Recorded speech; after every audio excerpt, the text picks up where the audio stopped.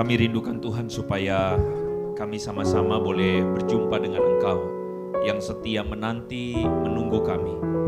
Kami rindukan Tuhan supaya Engkau hadir di tengah-tengah kami dan kami berjumpa dengan Engkau melalui isi hati-Mu, firman-Mu yang akan kami renungkan sebentar lagi. Kami mohon kuasa daripada Allah Roh Kudus memimpin kami semua tanpa terkecuali. Dan Tuhan biarkan kami sekali lagi Tuhan diubahkan oleh firman-Mu. Terima kasih karena menunggu kami yang sering kali lari dari semua panggilan kasih Tuhan. Terima kasih karena Engkau setia menunggu kami. Seringkali kami mengabaikan apa yang menjadi kasih-Mu Tuhan. Tetapi sekali ini Tuhan, biarkan kami duduk bersama dengan Engkau, berbicara dengan Engkau, mendengarkan apa yang Engkau inginkan. Pujilah nama-Mu Bapa, bekerjalah di tengah-tengah kami. Dalam nama Yesus kami berdoa, sama-sama katakan amin. Oke, silakan duduk teman-teman.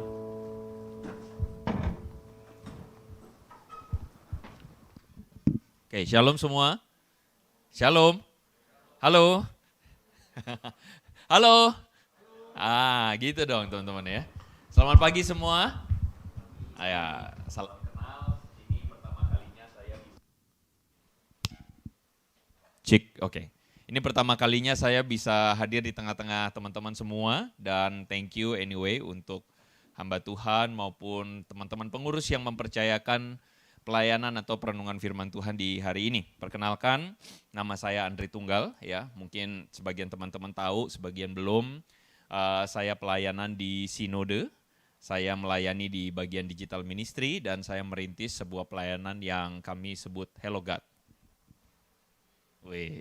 Saya promosi dulu ya. Jadi pelayanan ini adalah pelayanan yang kami inginkan untuk menjangkau anak-anak muda yang seringkali tidak terjangkau oleh gereja maupun tidak terjangkau oleh institusi. Somehow kita sebagai anak muda kan merasakan yang namanya, kalau kita kenal istilah yang namanya mental health, gitu kan ya.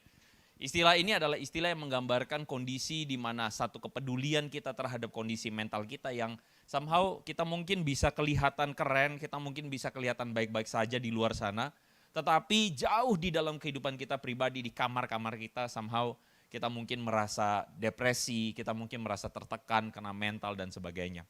Nah karena itulah Hello God hadir untuk berada bersama-sama. Karena kita ingin jadi komunitas yang positif, kita ingin jadi komunitas yang care, kita ingin jadi komunitas yang saling doain. Somehow di sosial media kita ngomong sesuatu yang kita dapat adalah penghakiman, iya enggak sih? Somehow di sosial media kita punya second account, iya enggak? Di sini teman-teman punya second account enggak? Enggak ya, semua being original ya. Luar biasa saudara ya. Tapi ada sebagian di antara kita yang punya second account di tempat di mana kita ingin melampiaskan semua isi hati kita, imajinasi terliar kita. Iya kan?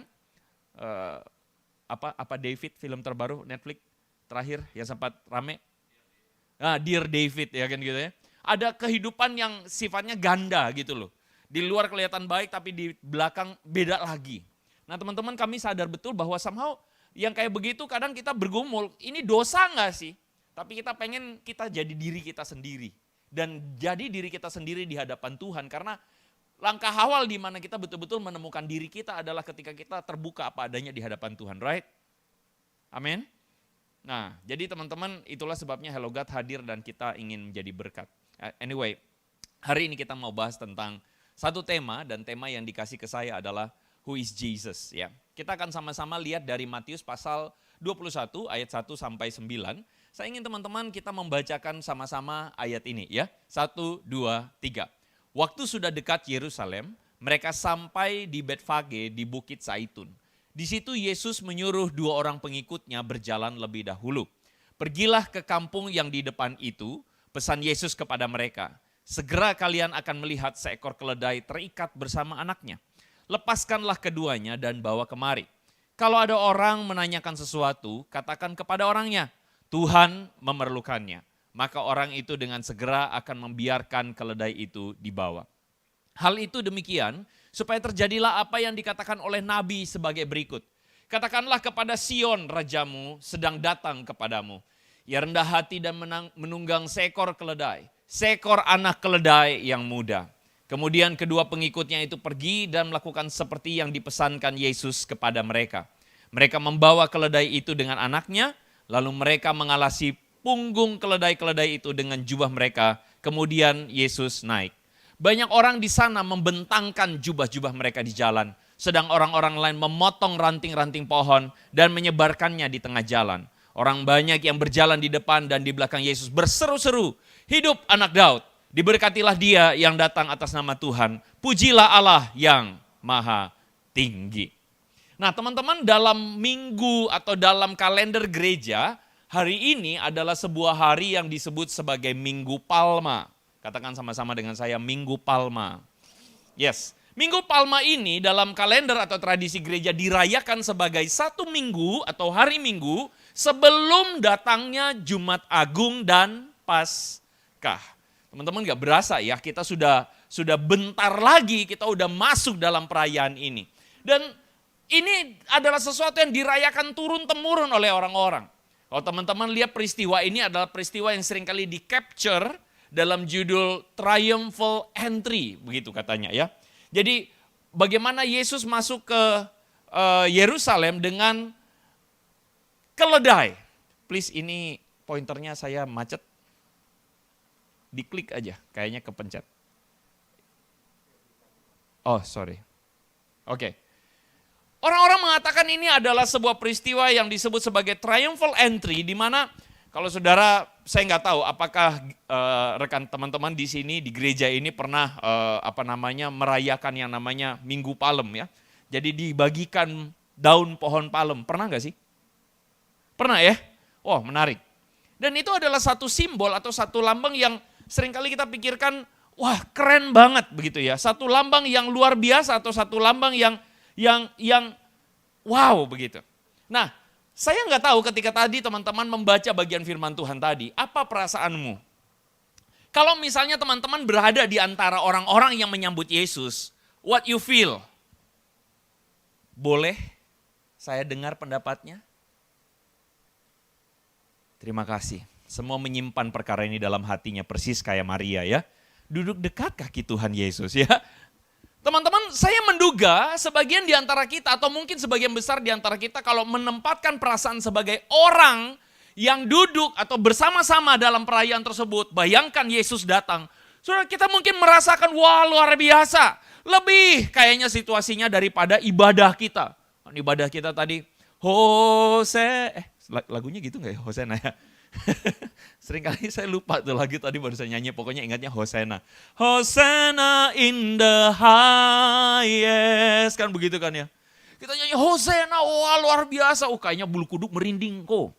Kalau misalnya di tengah-tengah itu bulu kuduk merinding, semua orang menyembah Yesus. Imaji kita adalah semua orang menyambut Yesus seperti kita menyambut Yesus atau bayangan kita hari ini. Tapi somehow, teman-teman tahu atau tidak bahwa sebenarnya simbol daun palem tidak seperti yang kita bayangkan hari ini. Kalau kita ngomong tentang simbol daun palem, hari itu teman-teman adalah simbol yang menunjukkan kemenangan. Dan biasanya daun palem itu dipotong dan dilambaikan kepada seorang raja, seorang kaisar, seorang panglima perang yang baru pulang perang. Dan biasanya itu perayaan adalah perayaan kemenangan peperangan. Peperangan atas musuh di mana raja, panglima perang itu pulang dengan membawa kemenangan dan semua orang mengeluh-elukan. Lalu teman-teman kemudian berkata, ya sudah toh. Makanya orang mengatakan hidup anak Daud, diberkati dia yang datang atas nama Tuhan, bla bla bla dan bla bla bla. Kita membayangkannya mungkin seperti gambar di depan ini. Wah, so fancy, so keren. Seperti apa pesta penyambutan. Hai, saya mau kasih tahu sama teman-teman, sejujurnya kalau kita belajar konteksnya, yang menjadi perasaan orang-orang yang bersama-sama menyambut Yesus hari itu di Yerusalem mungkin tidak seperti yang kita bayangkan. Why? Kita lihat sedikit konteksnya. Teman-teman, waktu itu Israel sedang berada di bawah penjajahan bangsa Roma. Kalau teman-teman lihat di depan, ini adalah sebuah grafiti atau sebuah ukiran yang menggambarkan, sebenarnya ini menggambarkan kehancuran Yerusalem pada tahun 70 sebenarnya. Tapi konteksnya hari itu sama bahwa Israel hari itu berada di bawah penjajahan bangsa Roma yang membuat mereka tuh merasa muak. Kalau teman-teman lihat di sebelah kanan, di dalam sejarah pernah tercatat ada salah seorang pemimpin, salah seorang dinasti Seleukus namanya Antiochus Epiphanes ketiga. Dia melakukan penghinaan terhadap altar dengan memotong babi sebagai korban. Teman-teman, di dalam budaya Yahudi atau Yudaisme, yang namanya babi itu adalah hewan haram. Ya kan? Haram. Teman-teman mesti langsung membayangkan, loh kalau begitu benar yang seberang dong. Kan mereka mengharamkan babi. Kita sedang tidak ngomongin itu ya Bambang, kan begitu kan ya. Karena penjelasannya adalah, ya ada penjelasannya lah. Tapi anyway kita nggak ngomong soal itu. Tetapi poinnya adalah begini. Orang-orang Yudaisme tahu betul bahwa yang namanya babi itu tidak boleh dan itu haram. Dan kalau sampai itu dikorbankan di atas mezbah itu namanya penghinaan banget. Percis kayak misalnya teman-teman ya. Kita melihat di bangsa kita mayoritas adalah saudara-saudara kita yang muslim. Pada hari raya Idul Adha bayangin dipotongin babi. Gimana perasaannya? Hah? Ayo kita sumbang gitu ya. Sumbang ini komunitas sing. Menyumbang untuk warga sekitar yang lagi Idul Adha. Sumbangannya apa? Babi. Ada yang siap maju menyerahkan sumbangan itu? Ada yang mau? Ada sukarelawan gitu menyerahkan diri seperti Yesus mau? Nggak ada ya? Karena apa? Gila kok. Kalau sampai mempersembahkan itu mati kita. Kenapa? Karena mereka pasti marah sekali. Karena jelas itu menurut aturan, tradisi, hukum agama, Islam demikian. Orang Yahudi juga mempunyai satu tradisi yang mirip. Mereka marah sekali ketika apa? Dilakukan pengorbanan babi di atas mezbah. Dan ini bikin mereka benci luar biasa. Karena mereka menganggap harga diri kita habis. Bayangin, udah dijajah, udah diambil, dikuasai daerahnya, dihina pula rumah atau bait Tuhan. Bisa bayangin ya? Dan itu bikin mereka marah luar biasa. Makanya terjadi yang namanya pemberontakan Yudas Makabe. Dalam sejarah kita mengenalnya sebagai akhirnya dinasti Makabe itu memerintah. But still, mereka merindukan bahwa Israel merdeka sebagai satu bangsa sendiri yang berdaulat. Dan mereka ingin yang namanya Mesias itu datang. Yakni Mesias yang akan membebaskan mereka dari jajahan Roma. Makanya ketika hari ini teman-teman, kita mendengar ketika mereka berkata, hidup anak Daud, diberkatilah dia yang datang atas nama Tuhan. Saya percaya situasinya nggak fancy. Nggak fancy kayak yang tadi kita bayangin. Wah Yesus datang, wah haleluya, haleluya. Nggak gitu. Situasinya adalah mereka menyambut Yesus sebagai pemimpin perang. Karena Mesias ini, anak Daud ini melakukan mujizat demi mujizat. Luar biasa hebat dia. Keren dia. Dia ini membangkitkan orang mati. Dia menyembuhkan orang yang sakit, lumpuh, buta, tuli. Yang mati dibangkitkan, angin ribut, diam. Semua orang sudah mendengar rumor tentang siapa Yesus. Kalau teman-teman baca di ayat 11, siapa dia? Dia ini Nabi Yesus. Dalam bayangan mereka bukan nabi yang seperti bayangan kita tuh. Nabi yang menyampaikan dengarlah firman Tuhan. Gak sesimpel itu. Dalam bayangan mereka hari itu ini adalah orang utusan dari Yahweh yang akan membebaskan kita, menolong kita untuk lepas sebagai bangsa pilihan Tuhan. Gitu loh teman-teman. Sehingga ketika mereka menyambut Yesus, mereka menyambut Yesus sebagai pemimpin yang akan menyelesaikan, perhatikan ini, permasalahan mereka. Dan ini adalah sesuatu yang beda banget yang seperti yang kita rayakan hari ini. Teman-teman, saya yakin 100% of you come from this church. Even maybe you were born dari keluarga yang sudah di gereja ini. Kita merayakan yang namanya Minggu Palma dan sebagainya karena Yesus itu Tuhan. Dan kita udah terbiasa dengan narasi bahwa Yesus itu Tuhan. But somehow, believe me, orang hari itu tidak memikirkan Yesus itu Tuhan seperti yang kita bayangkan hari ini. Yang mereka bayangkan adalah Yesus itu akan menyelamatkan kita dari jajahan Roma. Yang mereka bayangkan adalah Yesus itu akan menyelamatkan kita dari apa yang menjadi permasalahan kita hari ini. That's why I'm telling you one word, yaitu ekspektasi. Bilang sama-sama dengan saya, ekspektasi. Ekspektasi. Oke, that's good. Ekspektasi ini adalah sesuatu yang somehow menjadi problem kita semua. Iya nggak? Kenapa kita kecewa? Karena ekspektasi. Oke, apa kecewa kalian yang paling terakhir? What's the last kekecewaan kita yang paling terakhir? Kecewa nih, tadi pagi. Ada yang baru kecewa tadi pagi? Kecewa kenapa? Karena udah bangun pagi-pagi, udah siap-siap mau pergi. Ternyata si Mbak lupa masak. Laper, kan begitu kan ya? Akhirnya kita mesti masak Indomie sendiri. Kecewa, karena ekspektasi. Karena ekspektasi kita adalah makanan udah ada. Kalau tidak ada, makanya kita marah, kita kecewa. Apalagi yang bikin kita kecewa akhir-akhir ini? What's your expectation, what's your disappointment yang barusan terjadi? Aku kecewa kok, kenapa? Tadi malam mau sleep call. Tetapi si doi udah tidur duluan, kecewa banget. Itu karena kita punya ekspektasi. Ini semua pada datar semua, nggak ada pasangan ya? Atau nggak pernah tahu rasanya cinta ya? Hello, just kidding ya, just kidding. Teman-teman, ekspektasi kita bisa salah, ekspektasi kita bisa benar dan bisa salah. Problem hidup kita itu ada pada masalah ekspektasi. Makanya yang namanya filsafat Stoa, have you ever heard about it? Filsafat Stoa adalah bagaimana kita mengatur ekspektasi kita menghadapi segala macam problem dan pergumulan hidup. Dan saya percaya bahwa ada benarnya. Problem kita tuh selalu ada pada masalah ekspektasi. What you expect.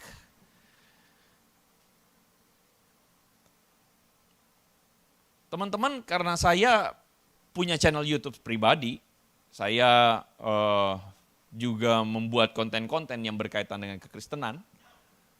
Banyak orang mengenal saya sebagai seorang apologet. What is apologet? Apologet adalah orang yang mengkhususkan diri atau lebih tepatnya yang mempelajari ilmu apologetika.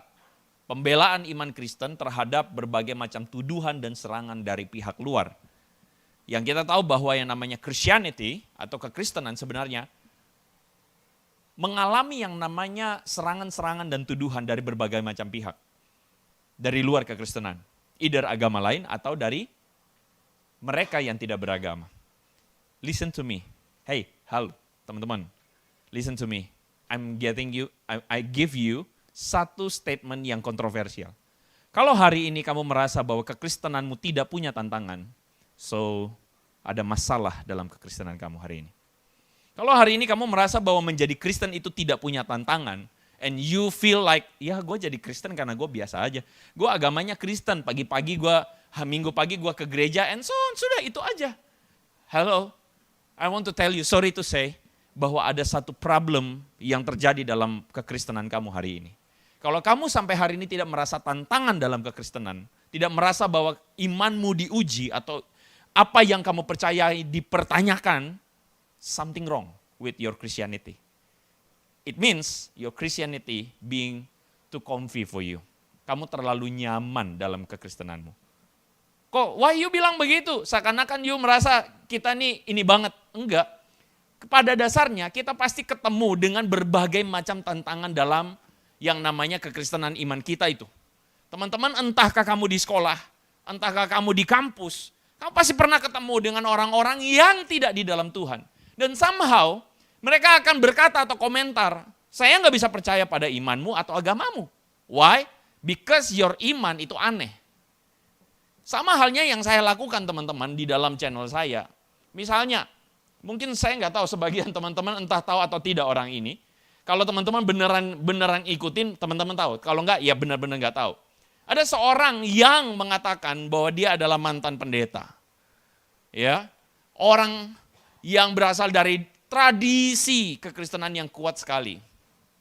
Tapi kemudian somehow dia mengatakan bahwa karena saya cinta Yesus, akhirnya dia melakukan convert atau perubahan, convert ke agama lain, pindah server ke server seberang. Salah satu yang dia munculkan adalah polemiknya begini. Masa Tuhan itu menderita di bawah Pontius Pilatus? Tuhan kok menderita? Masakan Tuhan itu dipaku? Hebat banget manusia maku Tuhan. Hebat banget kok Tuhan kayak begini? Saya nggak tahu. Teman-teman pernah memikirkannya nggak? Atau barusan baru mau mikir? Nggak apa-apa juga kalau barusan mau mikir. Teman-teman, jujur ya. Tahun 2016, ketika pertama kali saya memulai pelayanan-pelayanan ini. Jujur, sebagai seorang hamba Tuhan, lulusan STT atau seminari, saya nggak bisa jawab ini. Saya nggak bisa jawab. Kenapa? Coba senggol kiri kanan, kenapa? Bukan sayanya, ya nggak tahu kan kau sendiri. Bukan. Kalau misalnya teman-teman ditanya begini, teman-teman jawab apa? What would you say? What's your answer? Coba senggol. Tanya, beneran ayo senggol. Tanya sama kiri kanan. Kalau lu ditanyain ini, lu bakal jawab apa? Serius kenapa pada diem? Senggol. Kenapa di gereja jadi dingin sih? Kan harusnya kita hangat kan gitu kan ya. AC-nya kedinginan. Coba tanya. Senggol. Kalau kalian ditanya begini, kalian akan jawab apa? I can't believe in your God. Why? Because your God is so weak. Why you God being so disabled banget di atas kayu salib? Dipaku, mati. Tuhan mati, gimana caranya? Some people say Christianity is kind of paganism. Agama pagan. Karena apa? Tuhan mati, diketawain, diolok-olok. Apa yang akan kamu jawab? Nggak tahu kok, nggak pernah gue dapat pertanyaan kayak begini. Maaf, bukan bermaksud untuk gimana, tapi justru itu. Somehow your Christianity itu terlalu comfy. Saya bukan mau bilang semua kita berarti mau berantem sama orang, enggak. Tapi bagaimana kita membawa kekristenan menjadi orang Kristen, your identity as a Christian, apakah itu dirasakan orang? Bahkan akhirnya membuat orang akhirnya being curious dan tanya, lu kenapa jadi Kristen? Kenapa lu bisa percaya sama agama kayak begini? Teman-teman, ini yang saya lakuin di channel YouTube saya. Saya menjawab semua yang kayak begini-begini. Kenapa Tuhan bisa mati? Kenapa Tuhan itu dipaku? Kok Tuhan itu weak? Masalahnya terletak pada ini. Ekspektasi.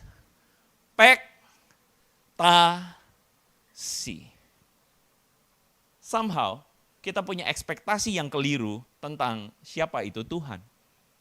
Teman-teman sadar nggak bahwa menjadi orang Kristen, kita tuh sedang menuhankan atau menyembah Yesus.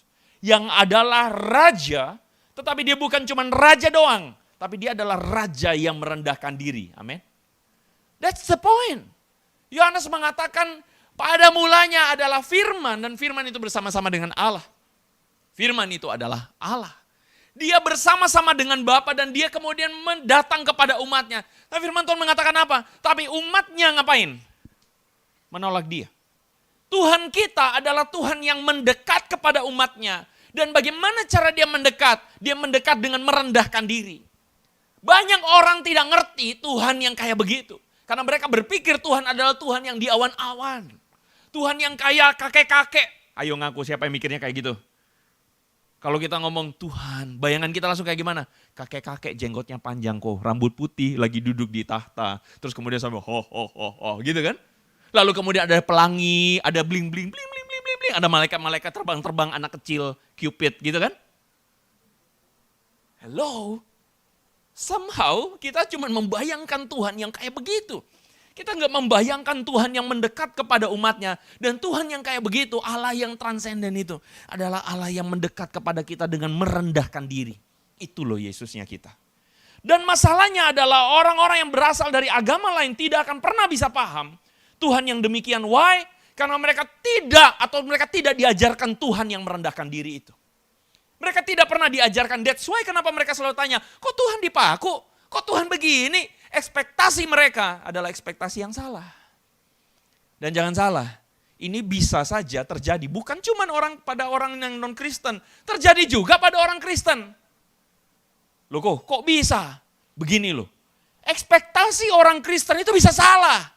Ketika teman-teman pernah dengar nggak ada yang mengatakan begini, Tuhan kita hebat, maka kita juga pernah dengar nggak? Oh karena Tuhan berkuasa, maka hidupmu harus berkuasa. Saya harap saya bisa juga saya bisa punya kuasa yang sama di tengah-tengah jalanan macet, cengkareng, kayak tongkat Musa, begitu. Enak banget. Tapi masalahnya apakah karena Tuhan kita hebat lalu kita berharap hal yang sama? Itu adalah expectation yang salah sekali. Ada yang mengatakan kalau beriman pada Tuhan hidupmu pasti lancar, pasti diberkati. Ekspektasi yang salah. Ada orang Kristen yang begitu cepat kecewa sama Tuhan. Kok aku kecewa sama Tuhan? Why? Because I've been pray for nights. Sebelum ujian aku telah berdoa puasa kok. Aku kasih persembahan berpuluhan. Tuhan tolong aku waktu ujian. Tapi Tuhan gak tolong aku waktu ujian. Nilaiku jelek. Halo? Wrong expectation. Ekspektasi yang salah. What's your expectation? Kenapa kita nggak berasa greget sama Tuhan? Why? Karena somehow kita punya ekspektasi yang keliru tentang Tuhan. Kita menginginkan kalau kita doa Tuhan jawab seperti yang kita mau. Dan itu adalah kebodohan kita sendiri. Karena memang Tuhan bukan Tuhan yang hadir untuk menjawab seluruh doamu. Karena Tuhan kalau jawab seluruh doamu, saya tanya siapa yang Tuhan? Hah? Siapa yang Tuhan? Ini kebanyakan ujiannya ujian ini ya, ujian menulis ya. Teman-teman tulis jawabannya ya. Kalau Tuhan jawab semua doa kita seperti yang kita mau, siapa yang Tuhan? Teman-teman, banyak pemikiran-pemikiran yang salah tentang siapa Tuhan. That's what I say, ekspektasinya salah. Karena standarnya Tuhan itu bukan standarnya dunia. Dan seringkali kita memakai standarnya dunia untuk mengenakannya pada Tuhan. Dan sayangnya adalah banyak orang Kristen yang hidup berdasarkan standar dunia. That's the problem. Tapi Yesus itu menunjukkan standar yang berbeda. Firman Tuhan mengatakan mendahului kejadian Yesus masuk ke Yerusalem. Di situ dikatakan Yesus menyuruh 2 orang muridnya untuk kemudian mengatakan kalau kalian lihat keledai, kalian ambil. Bilang Tuhan memerlukannya. Supaya demikian terjadilah, firman Tuhan mengatakan rajamu sedang datang kepadamu dengan rendah hati dan menunggang seekor keledai, seekor anak keledai yang muda. Teman-teman, Yesus melakukan hal itu karena dia ingin menggenapi apa yang dikatakan di dalam Sakaria 9 ayat 9. Sakaria mengatakan sama-sama kita baca, 1, 2, 3. Bersorak-soraklah dengan nyaring. Hai putri Sion, bersorak-soraklah hari putri Yerusalem. Lihat rajamu datang kepadamu, ia adil dan jaya. Ia lemah lembut dan mengendarai seekor keledai. Seekor keledai beban yang muda. Teman-teman, ayat ini adalah ayat yang bukan semata-mata Yesus menggenapi. Nubuatan Sakaria itu terjadi kira-kira 400 sampai 500 tahun sebelum Yesus. Oke, kalau mau keren ya. Tetapi saya pikir bukan sesederhana Yesus menggenapi, tetapi Yesus benar-benar melakukan apa yang Sakaria bilang karena dia tahu ada purpose-nya. Teman-teman, hari itu gambarannya Yesus itu masuk Yerusalem dengan mengendarai seekor keledai. Dan ini adalah sesuatu yang aneh. Orang-orang mengharapkan Yesus datang sebagai seorang pembebas, pemimpin perang yang akan membebaskan seisi penduduk Yerusalem atau Israel. Tetapi aneh karena Yesus naik keledai. Di mana-mana yang namanya pemimpin itu naik kuda. Ini loh gambarannya kira-kira. Seorang pemimpin perang masuk kota mengendarai kuda yang gagah karena dia adalah seorang yang memang harusnya begitu. Orang mengibarkan yang namanya daun palem. Dan itu teman-teman, itu seringkali dinamakan dalam tradisi Yunani atau Roma, dinamakan sebagai kursus honorum.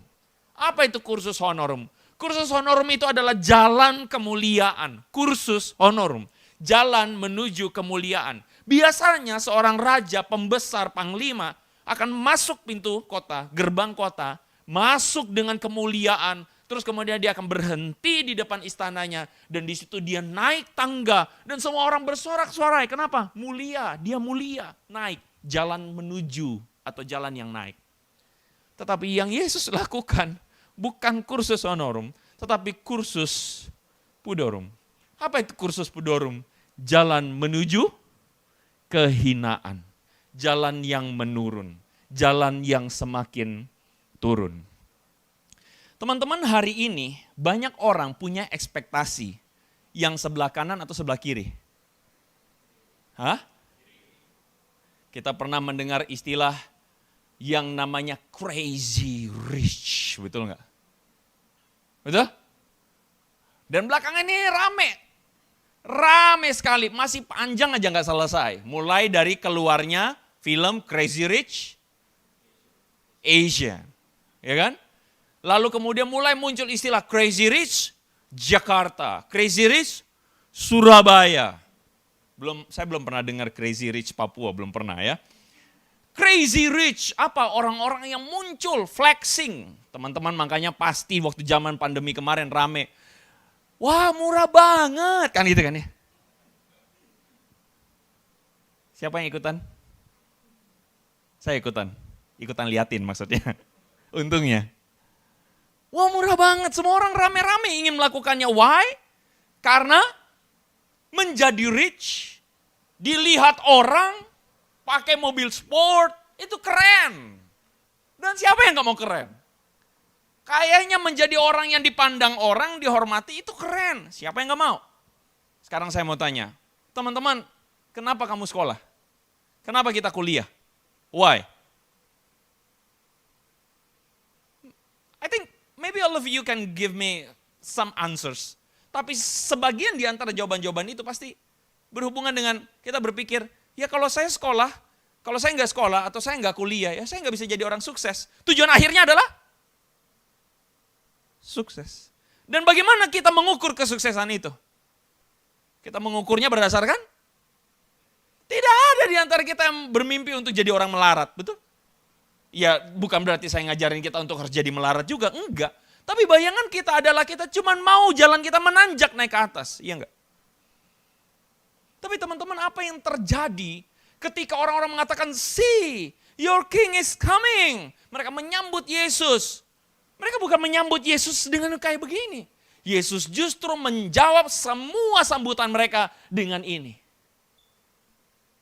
Dengan ini.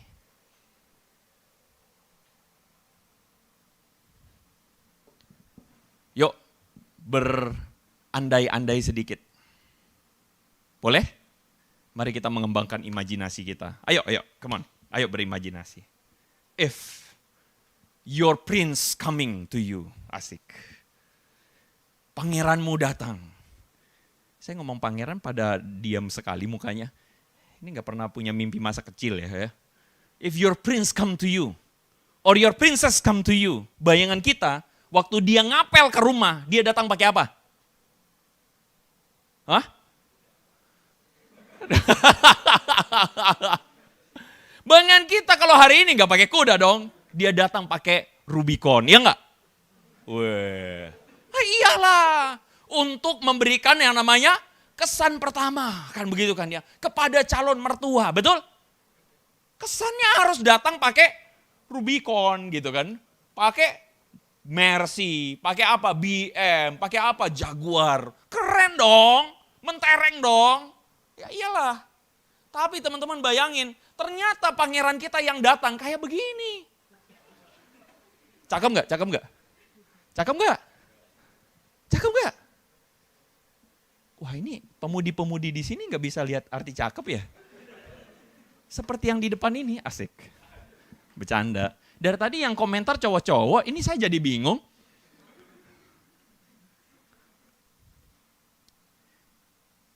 Cakep sih kok, tapi datangnya pakai ini. Ada nggak yang mau datang ke Camer tapi pakai ini?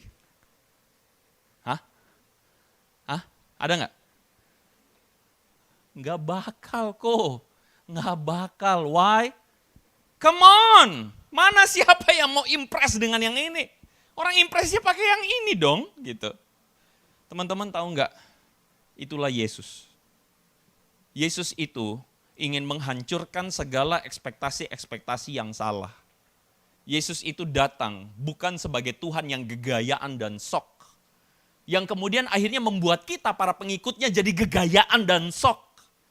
Yesus datang dalam kerendahan hati. Karena spiritualitasnya dia adalah merendahkan diri. Karena jika dia datang dengan segala kesombongan dan kemegahan, kita umatnya menjadi umat yang sombong. Kita menjadi umat yang cuman bawaannya mau memegahkan diri. Yang cuman mau bermegah karena hal-hal yang dunia. Tetapi Yesus datang dengan segala kerendahan. Dia yang berkuasa mengosongkan diri. Filipi pasal 2 mengatakan, dia yang dalam rupa Allah tidak menganggap kesetaraan dengan Allah itu sebagai sesuatu yang harus dipertahankan, melainkan telah mengosongkan dirinya, mengambil rupa seorang hamba. Yesus yang merendahkan diri. Yesus yang merendahkan diri. John Piper, saya pikir teman-teman tahu nama ini, karena pasti sering dikutip juga. Dia mengatakan begini, Jesus is dying for our salvation. Yes, it is true. Tetapi also for our imitation. Yesus itu datang untuk supaya kita meniru dia atau menyerupai dia. So the question is, who is Jesus? Who do you say Jesus is? Menurut kamu, siapakah Yesus? Hari ini banyak orang berpikir Yesus itu Tuhan. Tuhan yang bagaimana? Tuhan yang menjawab segala ekspektasi dan keinginan saya. But sorry to say, Jesus came to us bukan untuk menjawab seluruh ekspektasimu. Tapi kasih tahu sama kamu apa yang seharusnya jadi ekspektasimu yang benar. Dia bukan Tuhan yang menjawab semuanya. Tetapi dia Tuhan yang ingin membentuk kita supaya kita berharap yang benar. So, what's the application? The application is simple. Teman-teman, hari ini engkau datang ke gereja untuk apa? Well, why you come to this church? Why you come untuk datang dan ibadah di sini? Puji Tuhan engkau datang untuk mencari Tuhan and so on and so on. But somehow kadang-kadang ada di antara kita yang datang yang katanya di mulut kita ngomong kita datang mencari Tuhan. Tapi somehow hati kita nggak ketemu Tuhan. Hati kita lagi di mana-mana lagi main. Atau somehow kita datang bukan untuk dibentuk Tuhan melalui firman-Nya. Tapi kita datang hanya untuk memenuhi segala rutinitas. Atau yang namanya karena memang hari Minggu saya mesti ke gereja. Teman-teman, yuk kita growing. Jangan kita jadi orang-orang Kristen yang karena datang ke gereja karena memang ini hari Minggu. Tapi kita datang dengan segala kerinduan kita untuk berjumpa dia. Kerinduan kita untuk menyerupai dia. Kalau sampai belasan tahun ini, atau mungkin 20-30 tahun kita sudah ke gereja, tapi jarang terjadi perubahan dalam hatimu. So something wrong with your Christianity. Something wrong. Something wrong with it. Udah sekian lama kita datang ke gereja, apakah kita mengalami Yesus? Berubah seperti Yesus. That's why kenapa in this community ada yang namanya kelompok kecil, right? Kenapa kelompok kecil itu ada? Karena kelompok kecil itu adalah wadah bagi kita untuk yuk kita dibentuk seperti Yesus. Jujur, spiritualitas Kristen dan spiritualitas dunia itu jauh berbeda 180 derajat. Di luar sana, you can find your friends. Mereka semua yang didrive oleh yang namanya ekspektasi-ekspektasi dunia. Mereka expect untuk dapat pasangan yang begini dan begitu. Sebagian di antara mereka nggak bisa hidup kalau nggak ada pacar. Sebagian di antara mereka hidup mengejar sesuatu yang, I don't know. Once again, I don't know. Saya udah nemuin terlalu banyak orang yang didrive oleh yang namanya ekspektasi-ekspektasi yang kosong. But let me tell you, kita di sini belajar untuk memurnikan diri kita. Untuk menjadi seorang yang punya ekspektasi seperti Yesus. Seperti Yesus. Teman-teman, saya mengundang Anda semua untuk yuk aktif. What's your Christianity? Apa itu kekristenan kamu itu? Mari kita mencoba atau kita belajar untuk yuk dari yang namanya rutin. Mari kita belajar menjadi seorang pengikut Yesus. Menjadi seorang murid Yesus. belajar untuk pikiran kita, hati kita diubahkan seperti Kristus. Semoga perenungan firman Tuhan ini menolong kita memasuki masa-masa Jumat Agung dan Paskah di tahun ini. Semoga teman-teman menghargainya, menghidupinya, dan ngalamin yang namanya transformasi dalam hidupmu. Let us bow our head, let us pray. Kami berterima kasih kepada Tuhan, kalau hari ini Tuhan kami boleh belajar firman. Ampunilah kami, Bapa, kalau selama ini kami hanya sekadar menjadi orang-orang Kristen yang cuman menghidupi rutinitas demi rutinitas. Kami jarang memikirkan dan memaknai bagaimana Engkau Yesus datang pada kami dengan segala kerendahan hati, dengan segala kerinduan untuk boleh menjumpai kami manusia-manusia yang sombong, yang tanpa sadar kami menolak Engkau. Ampunilah kami Tuhan kalau selama ini kami menjadi pribadi-pribadi yang arogan, yang mengabaikan suara Tuhan, yang menganggap Engkau menjadi prioritas kesekian dalam hidup kami. Ampuni kami Tuhan kalau selama ini kami menjadi anak-anak yang hanya sekadar menghidupi ekspektasi-ekspektasi dunia. Dan tanpa sadar kami menjadikan ekspektasi dunia itu sebagai ekspektasi hidup kami. Kami mengejar apa yang orang-orang kejar karena kami pikir itu keren. Kami pikir itu menjawab dan mengisi kekosongan dalam diri kami. Kami pikir bahwa kami akan menemukan kebahagiaan seperti orang-orang di luar sana. Tetapi Tuhan, biar firman-Mu hari ini mengajarkan kami, mengingatkan kami bahwa Engkau Tuhan datang untuk kami dengan tujuan dan misi yang jelas. Engkau merendahkan dirimu, bukan sebagai Tuhan yang arogan, bukan sebagai Tuhan yang cuma bisa perintah-perintah aja, tetapi Engkau hidup bersama-sama dengan kami, menghadapi pencobaan-pencobaan yang kami rasa sakit ditolak orang, rasa sakit tidak dianggap orang, bahkan dihina, dicerca orang. Engkau menghadapinya karena kami pun menghadapinya. Tuhan, tetapi Engkau menghadapinya dengan sebuah keteguhan, dengan sebuah pilihan taat kepada Bapa di sorga, dan Engkau menjalaninya dengan begitu mulia.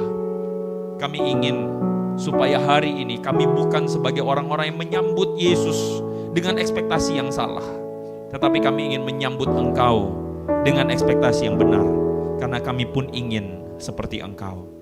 Tolong kami anak-anak-Mu, bersihkan hati kami, bersihkan pikiran kami, supaya kami memiliki hati seperti Engkau. Kami memohon kuasa dan kasih karunia-Mu. Di dalam nama Tuhan Yesus kami berdoa. Sama-sama katakan amin. Tuhan berkati.